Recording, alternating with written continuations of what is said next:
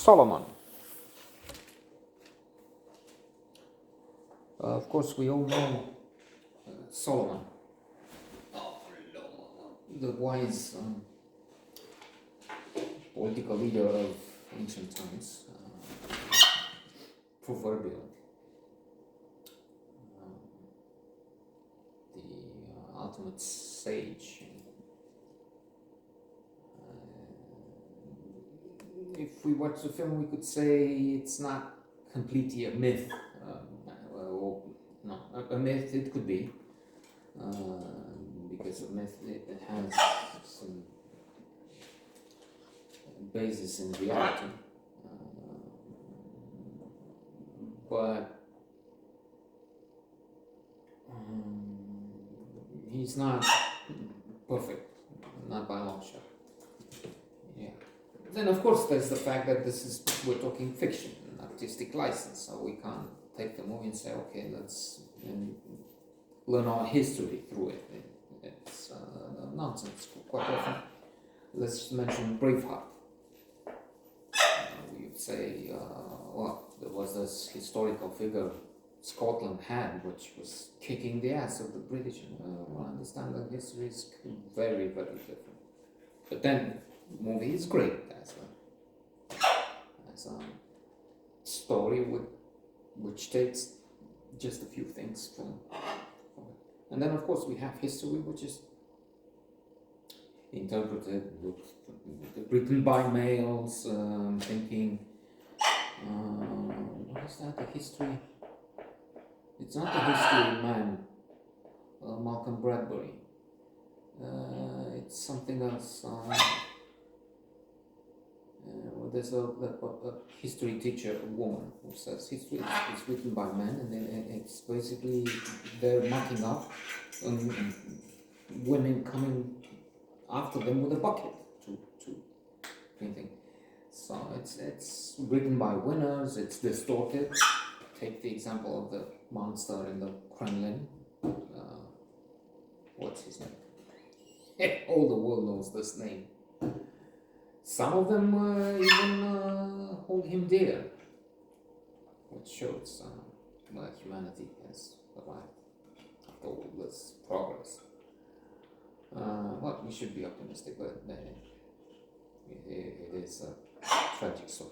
Putin giving history lessons. Ukraine is Russia. He's the one who laments in the last century the biggest calamity for him was the falling of the Soviet Empire, which for people here in Eastern Central Europe, it's a liberation, it's a miracle. I mean, we still suffer the consequences. They will not be gone by the time I die. But if we were to still live under Ceausescu, communist regime, you wouldn't be here. I would be holed up in a flat somewhere. Anyway, let's. What was I talking about? Solomon. How do I come to a flat communist Ceausescu's country from Solomon? Oh yeah, through leaders. If only the leaders of today would be wiser. That's all. But of course, as the one of the famous instances with the two women both claim the same baby.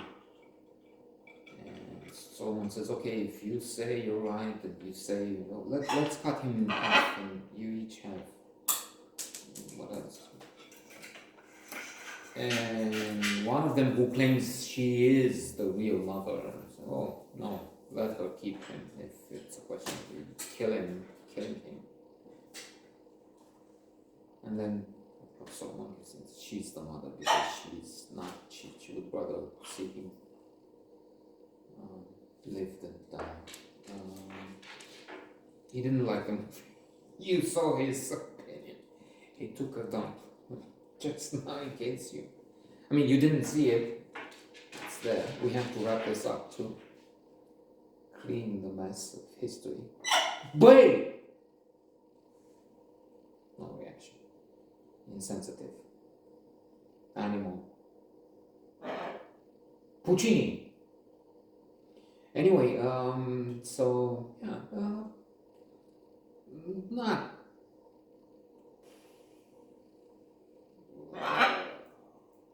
miraculous. Speaking of miracles,